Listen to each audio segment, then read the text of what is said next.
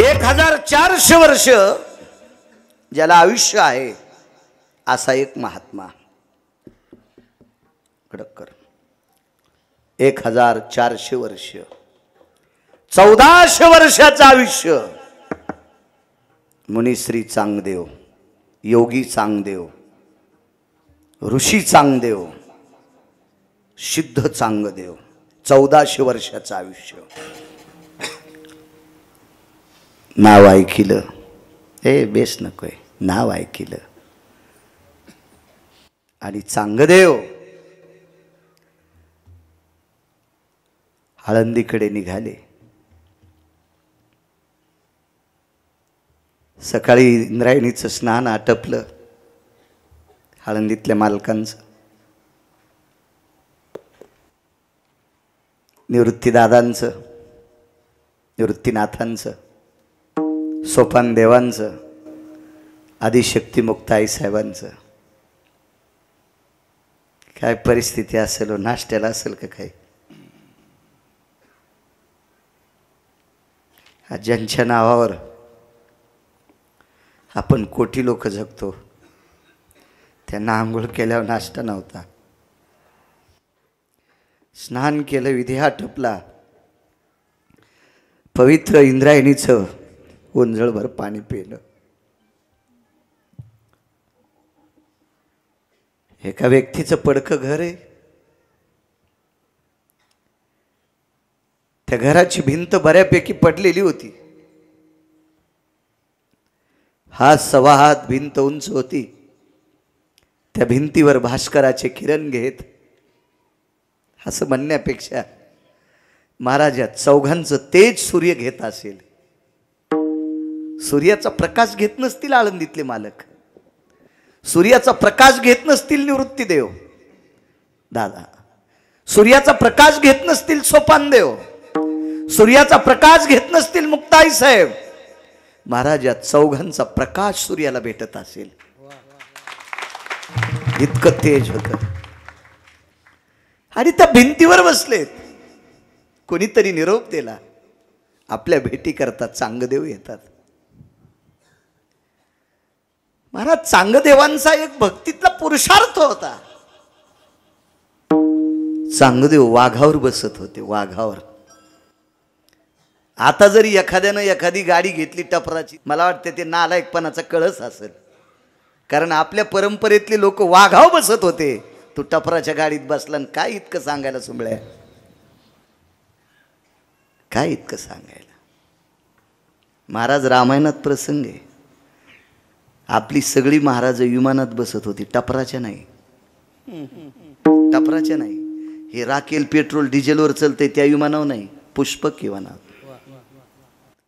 त्वा चित्रकुटीहून येऊनी मार्गी उद्धरिले मुनी, शरभंगू जाता विमानी त्यासी प्रार्थनी पुसिले. शबरी म्हणते त्वा चित्रकुटीहून येऊनी मार्गी उद्धरिलेसी मुनी, शरभंगू जाता विमानी त्याशी प्रार्थनी पुसिले. विमानात शरभंगू जात होते. काय मोठी लोक आहेत महाराज आपण, किती मोठी. बेकारचोट गोष्टी नाही सांगितल्या पाहिजे लोकायला. विडाला विडाला विडाला.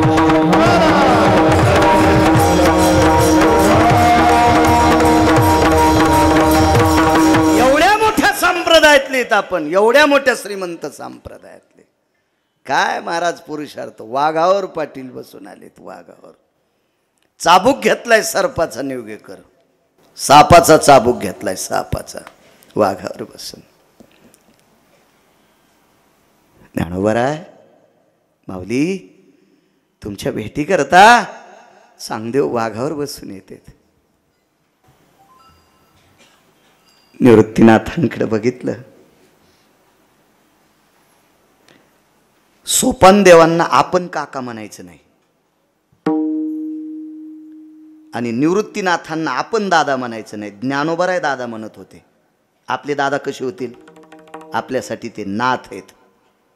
आणि सोपान काका आपले काका कसे होतील? आपल्यासाठी सोपान देव आहेत. हा बदल केला पाहिजे आपल्या लोकांनी बोलायचा. हो, सासोडचे सोपान देव, त्र्यंबकचे निवृत्तीनाथ. जात जा कधी बघायला. काल वारी झाली निवृत्तीनाथांची. करजा ब्रह्मागिरी ए म्हातारे होत, इकडचे फेरे चुकतेत. हो, ती ब्रह्मागिरी करा. हो, सुना कलाटण्या देत नसत्यात. करजा करजा करजा ती प्रदक्षिणा. दृष्टी पडता ब्रह्मगिरी त्याशी नाही यमपुरी. भंगिऱ्याचं ऐकून इकडं तिकडं कुठं फिरत आहेत. ज्ञानोबराय तुकोबरायचं ऐकून फिरा जा माझ्या माईंनो. ज्याला कवडीची अक्कल नाही ते तुमच्या कानात सांगलन, काही करत जाऊ नका त्याचं ऐकून.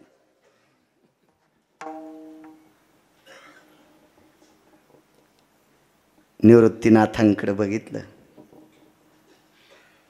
पाहिलं, काय चांगदेव आपल्या भेटी करता येतात.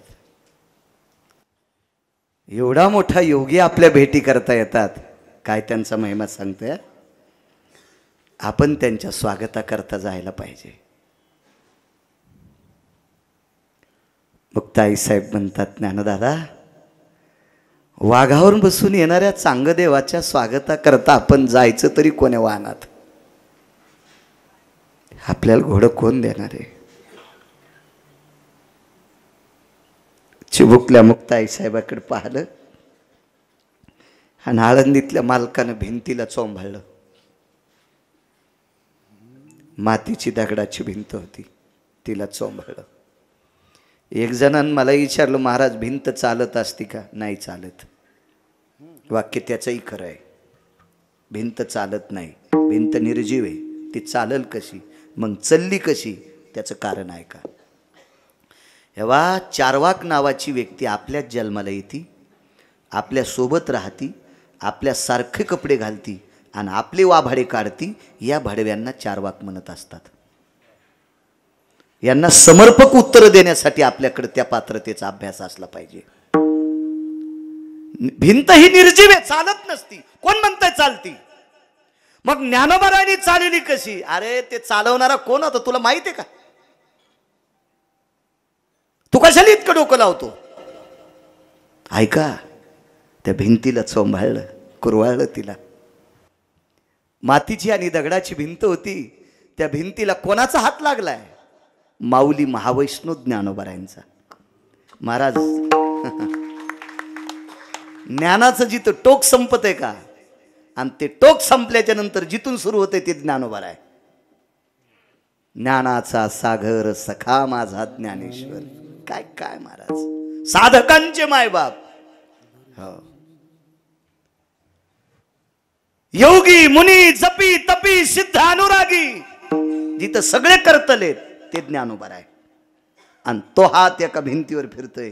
माय चालणं चांग देवाच्या स्वागता करता. घेणं माय आम्हाला तिथपर्यंत, घेणं ग माय, घेणं. ज्ञानोबारायच्या तोंडातून एकदा किंवा दोनदा शब्द पडला असेल महाराज, एकदा किंवा दोनदा, एकदा किंवा दोनदा शब्द भिंतीला नुसतं म्हणले असते, माय चलणं ग, चलणं चांग देवाच्या स्वागता करता. महाराज विटेवरच्या मालकाने कपडी काढली आणि उघडी पाठ भिंतीच्या खाली लावली. उघडी पाठ. ज्ञानियाची भिंत अंगे देव उडी. त्या चारवाकाला सांगितलं, सुमळ्या, हरामखोरा, भडव्या, नालायका, बुजदिला, तू आपल्या धर्माची वाभाडे काढतो. पांचटा निर्जीव भिंत चालत नाही. या भिंतीला पंढरपुरातल्या मालकानं चालिले. पंढरपुरातल्या मालकाने पाठ दिली भिंतीला, पाठ. ज्ञानियाची भिंत अंगे देव वढी, नैवम गांजा कसम लिखितम. हे गांजा फुकेन लिहिले का? काय एखाद्या पांचटाचं वाक्य आहे ते, मोठ्यांचं वाक्य आहे. लहानसं गाव, तुमच्या गावाचं नाव सिद्धनाथ ना? लहानसं गाव असंच. त्या गावामध्ये वैजनाथ बुवा एक साधू गेले. साधू नेमकं म्हणायचं कोणाला? ज्यानं साधून काढेत त्याचं नाव साधू, आणि गथुडे बांधून साधितो हे साधू. हे तर कुठं लोळायलेत ना. साधूची व्याख्या वेगळी आहे. मी नेहमी सांगत असतो, महाराज कोणाला म्हणायचं? तुम्ही आम्हाला पण म्हणता, तुम्ही आम्हाला महाराज म्हणता. याचे दोन कारण सांगतो. तुमची वाणी श्रीमंत आहे म्हणून आम्हाला महाराज म्हणता. यांची वाणी श्रीमंत आहे म्हणून महाराज म्हणता. आणि दुसरं वाक्य सांगतो, तुम्हाला कळत नाही म्हणून म्हणतात. तुम्हाला कळलं असतं तर आम्हाला म्हणले नसते. धन्य महाराज जन्मले संसारी. कोणाला नसते महाराज म्हणे. महाराज दर्शनानं किंवा स्पर्शानं समोरच्याचं पाप जळतंय त्याला महाराज म्हणतात. आलिंगन संताचिया दिव्य झाली माझी काया, मस्तक हे पाया वरी त्यांच्या ठेविता. आलिंगन दिल्याबरोबर शरीर दिव्य होते, दर्शन घेतल्याबरोबर शरीर दिव्य होते. असं ज्याचं पवित्र शरीर आहे तो महाराज.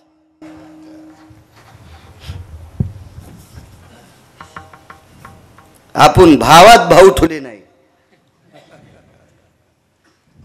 आपल्याला कसं महाराज शब्द लाभन नाही नाही, आपण त्या योग्यतेचे नाही.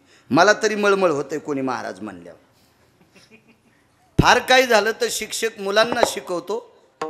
मी लहानापासून मोठ्यांना ज्ञानोबाराय तुकोबाराय सांगतो. आध्यात्मिक क्षेत्रातला मी एक शिक्षक आहे. फक्त संप्रदायाचं आचरण पाळतो असा शिक्षक आहे. महाराज होण्याची आपली पात्रता नाही, योग्यता नाही, ती माझी लायकी सुद्धा नाही. विठाला विठाला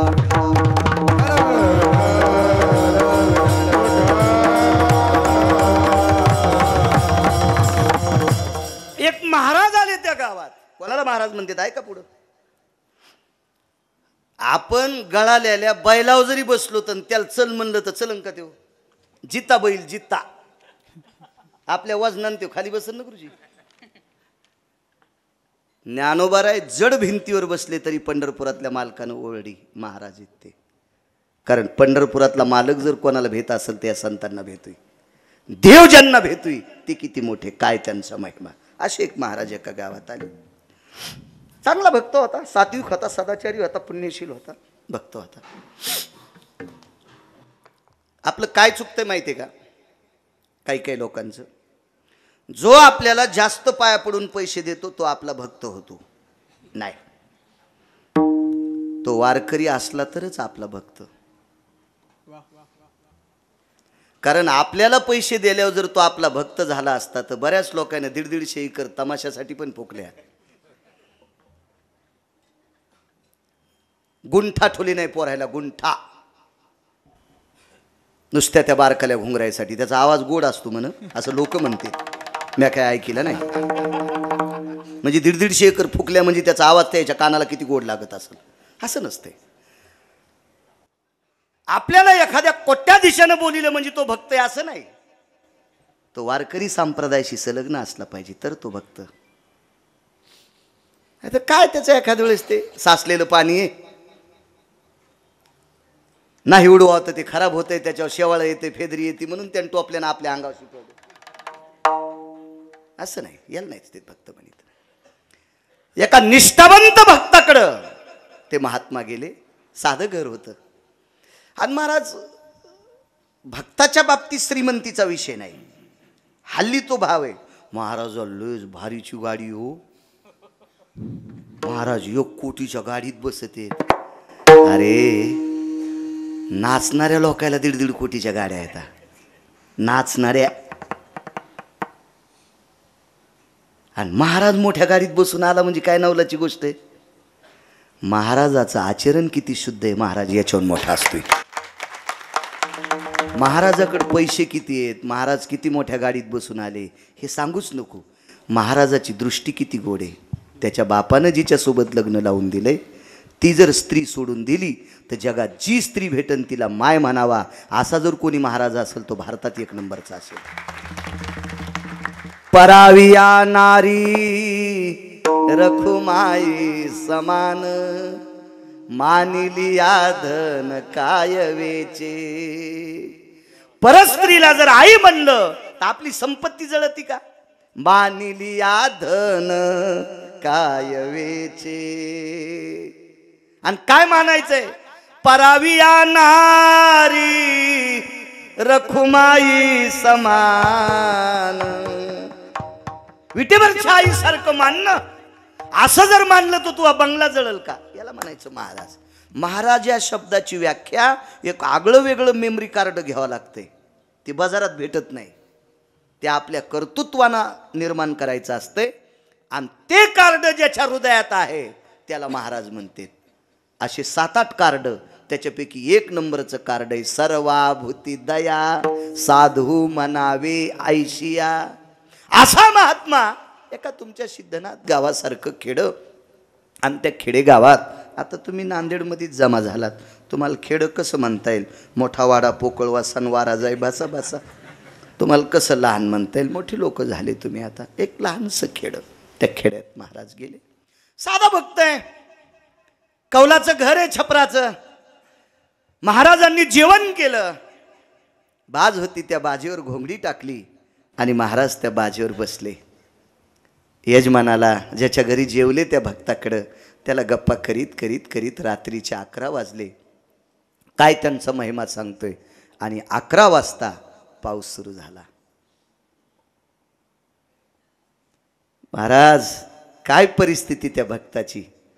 त्याच्याकडं घर फक्त उन्हाळ्याच्या लायकीचं होतं, सावलीसाठी. पाऊस आल्याच्या नंतर त्याचं घर गळत होतं. विठ्ठलबुवा महाराज पूर्ण चिंब झाले. पण या सद्ग्रस्ताचा एक मित्र होता गावातला, त्याला दर्शनाकरता या मित्रानं बोलील तर आमच्याकडं महाराज आलेत पाया पडण्यासाठी ये. आमटी भाताचा प्रसाद होता. त्या मित्राकडं आमटी भात दोघा पती पत्नीने खाल्ला, घरी गेले. आणि आकाशातली क्रिया बघितल्याच्या नंतर लक्षात आलं 11 वाजून गेलेत, पाऊस सुरू झालाय. अगं ऐकलंस का? माझ्या मित्राकडं महाराज भिजत असतील. माझ्या मित्राचं घर फक्त सावली करता आहे ग, घर गळकं आहे, फाटकं घर आहे. महाराज भिजत असतील. काय म्हणायचं तुम्हाला? अगं आपल्याकडं घर चांगलं आहे, महाराजांना आणायचं का मुक्कामाला? रात्रीच्या 11:30 वाजता. महाराज बाईच्या डोळ्यातून पाणी आलं आणि सांगितलं, मालक महाराज आपल्या घरी आणायला काही हरकत नाही, पण महाराज तुमच्या मित्राकडे भिजतात, आपल्याकडे आल्यावर भिजत नाहीत, पण झोप लागणार नाही. आपल्या घरी महाराजांना झोप लागणार नाही. ह्या भक्ताच्या घरी एक अडचण होती. त्याला 7 वर्षाची मुलगी होती. तिला कर्कश नावाचा आजार झालता आणि रात्रंदिवस करकर करकर करकर करकर नुसती ओरडत होती. रात्रंदिवस 7 वर्षापासून झाल्यापासून. दिवसाचे अर्धा दिवस आजीनं सांभाळायचं आणि अर्धा दिवस आजोबानं सांभाळायचं. रात्र अर्धी वडिलानं सांभाळायची आणि अर्धी रात्र आईनं सांभाळायची. 7 वर्षात 24 तास एक ना एक माणूस तिच्या जवळ कुडतच राहायची. माणूस बाजूला गेली की एवढी आरडायची की कधी कधी गाईला दूध काढत असताना, गाईची धार काढत असताना, म्हशीची धार काढत असताना ही इतक्या जोरात जर ओरडली तर गाय आणि म्हसळ पाना चोरीत होती. इतिहास सांगते, इतिहास. इतकी कर्कश होती ती, इतकी कर्कश. तिनं सांगितलं, मालक आणायला काही हरकत नाही. आणि एक सांगू का तुम्हाला, महाराज घरी न्यायचा असेल, भजन्या घरी न्यायचा असेल, पाहुणे रावणे घरी न्यायचे असेल तर बायको ताब्यात लागती. ज्याची बायको ताब्यात हे ऐकिण्यात हे का, त्यानंच कोणाला चहा प्यायला नेलं पाहिजे, नाही तर बाहेरच आपले सप्ते पाहिले पाहिजे. बरं बरं बरं बरं, हो चांगलं आहे. असं तिकडंच चोंबाळी जायचो गळ्या.